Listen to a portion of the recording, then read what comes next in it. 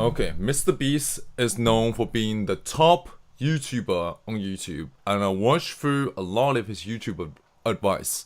I'm gonna go through some of them right here. Answer to what is the best advice someone ever gave you. You said, you're crazy until you're successful, then you're a genius. 100%. All along the way, people gave me so much advice on why I shouldn't be doing it, why I'm crazy. Yeah. Every step of the way, people wanted to tell me why I shouldn't be doing this and should get a life, should stop being too obsessed, everything under the book. And then once I'm successful, those same people are like, dang, you're a genius. Yeah. Wow, you really pulled that off. You pulled that off. I just watch it. This sounds like my mom and dad talking to me, but basically, I mean, it makes sense now. Back in the day, YouTube didn't seem like a legit career path, but now it's so obvious that people make money off YouTube. Yeah. You should not get a life. You should make more videos. Not creating, then I don't feel fulfilled. I don't feel like I'm progressing. Then I feel like I'm wasting my time. My well of knowledge needs to constantly be expanding, so I have more things to draw inspiration from our ideas. If not, you're gonna get the same ideas over and over again. So it happens for a lot of creators. That's why their videos are repetitive and always the same thing. Because if you're not constantly learning new things, then your ideas are just limited to what's in your head, and eventually you're gonna drain it. It's a lot of testing. So we usually edit a video like, 5 or 7 times. I would say just fail. Like, just a lot of people get analysis paralysis and they'll just sit there and they'll plan their first video for 3 months. And Yeah. I'm any of you listening, if you, especially if you have 0 videos on your channel, your first video is not going to get views. Period. It's not. Your first 10 are not going to get views. I can very confidently say that. So stop sitting there and thinking for months and months on end, and just get to work and start uploading. Like, all you need to do, this applies to people who have not uploaded videos but have dreams of being a YouTuber, is make 100 videos and improve something every time. Do that. And then on your 101st video, we'll start talking, like maybe you can get some views, but your first 100 are going to suck. Almost every podcast I feel like you've been on, or every time you talk about YouTube, you always talk about how you reinvest everything back into the channel. Literally everything. And I think spending time with you here, what I noticed is that's actually not just money, it's time. Yeah. You also reinvest all of your time. You gotta or live just and breathe invest. it. Yeah, you invest That's it. all of your time into it. And I think that's something that is beneficial of being where you are, is that you have that ability. And then also, the concept of hiring is just so that you have more time to invest. Exactly. I think I just had the blessing of finding what I loved at a young age. So because to get to this level, it takes, a decade. Most people don't find what they love till their young 20s. So they'd be where I'm at in their 30s. I just lucked out and found it when I was really young. I mean, people can make excuses all they want and say it's just luck, or say, it is a teachable skill. It's a learnable skill. You can study your way to consistently make viral videos, no matter how small your channel is, even if you have 0 subscribers.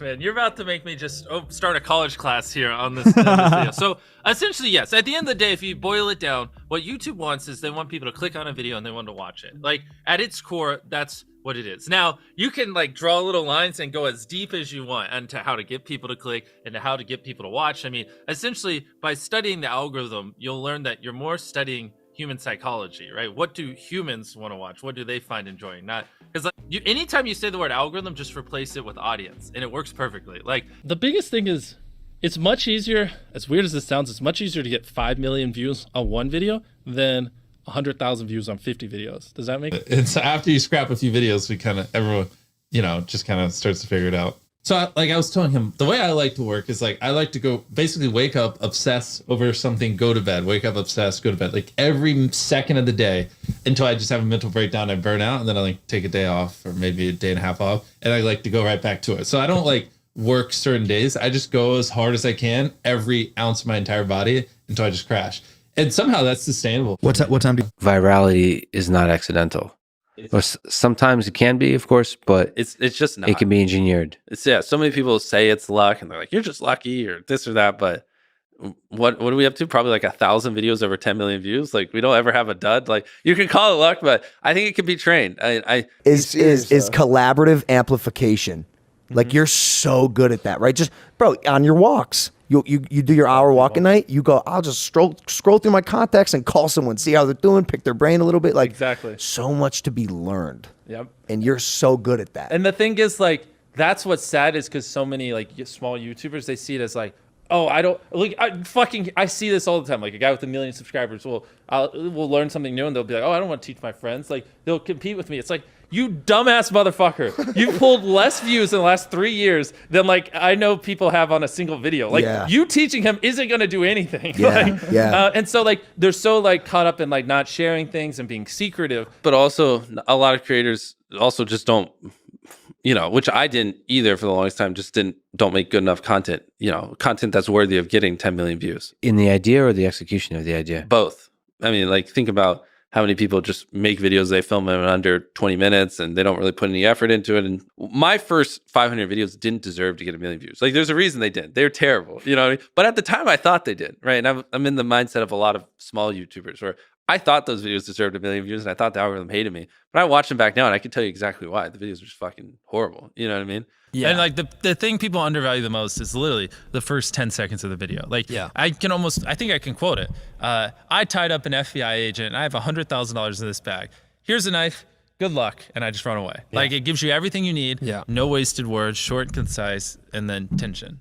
Start having a self-awareness, you know, about these videos aren't good enough. You're probably still going through that. You're probably still growing to see. Like, every 6 months you should look back and hate your videos, or at least see things you could improve and be like, oh, I could have done this better, that better. If not, then you're not learning quick enough, in my opinion, at least. But so when you're doing these videos and do you ever have one that you do it and it just doesn't live up to what your expectations were? All the time. Now I know you're about to ask me, so let me think of some.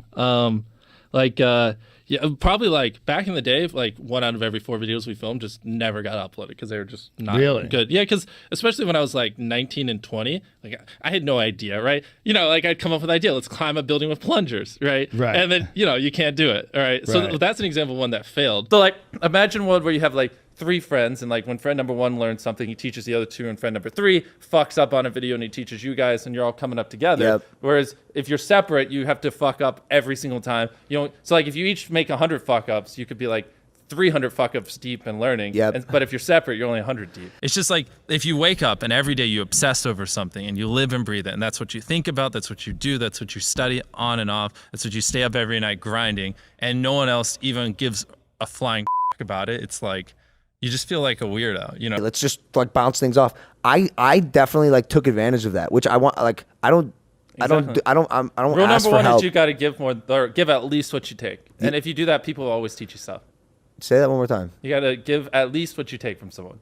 Which in the YouTube space is pretty easy for me because I can just teach people anything, and then I just hope to learn one thing from them. So I'm just constantly asking questions all the time. Really? That's the only way you can ever stay on top, is if you're constantly learning. If you're always learning, reinvesting every dollar, and basically working 10, 12 hours a day, like I just don't see a world where someone can compete with you. Your title and thumbnail set expectations, and at the very beginning of the video, to minimize drop off, you want to assure them that those expectations are being met. If you click on a video where, you know, of his, where it's like Tether is a scam, and then at the very beginning he starts talking about literally anything else, then you are like, oh, this is bullshit. This isn't what I clicked on. But if at the very start of the video you go, Tether is a scam, and I'm gonna teach you why, then it's like, okay, you match the expectations. So at the very beginning, match the expectations, and then you want to exceed them. So you want to assure people that what they clicked on is what they're getting, and then blow their mind and be like, but you're also getting even more. That's how we spend $500,000 to $1 million video, whereas normal people are spending like 1,000 or 10,000 is an expensive video now.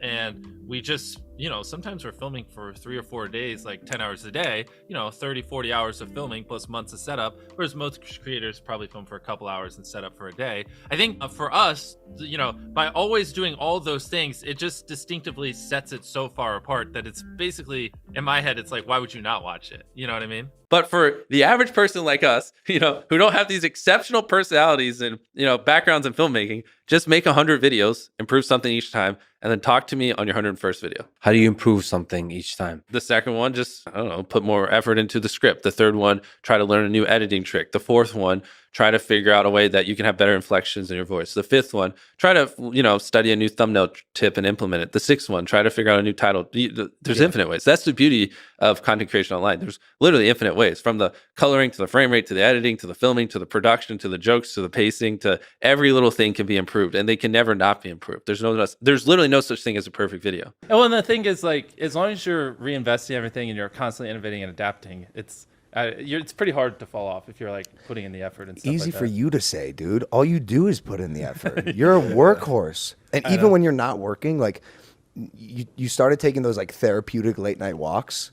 Yeah, I call him all the time. I get like 1 out of 10 times the answers. Like you can elevate your content by being more creative, spending more money, putting in more effort. And there's like all these different things. And so like one of those just has to be going up, not all of them, each video. And if you do it that way and strategic, it's easy to constantly innovate. You're extremely diversified. And the type of content, exactly, because that's the thing. Like, well, it's not even just in content, bro. Like you have so many different businesses. Yes, let's talk about that shit. Well, let's say you lose money in a video, you're like, well, Mr. Beast Burgers is popping off this week. And stuff like that. But if you really do want to be the best you can possibly be the biggest YouTuber, you should look at hiring as a way to free up your time so you can do more important things, and even then, and hyper optimize every little minute. And anything that isn't work, you should outsource to someone else so you can recharge so you can work again. You know what I mean? So this is why Mr. Beast is the biggest YouTuber. He's clearly way better than me and doing. I've been at this for 4 years, and I say it's harder than I expected. Like none of my videos have blown up on YouTube, even on TikTok. It's fucking hard to blow up. Clearly, I suck at this.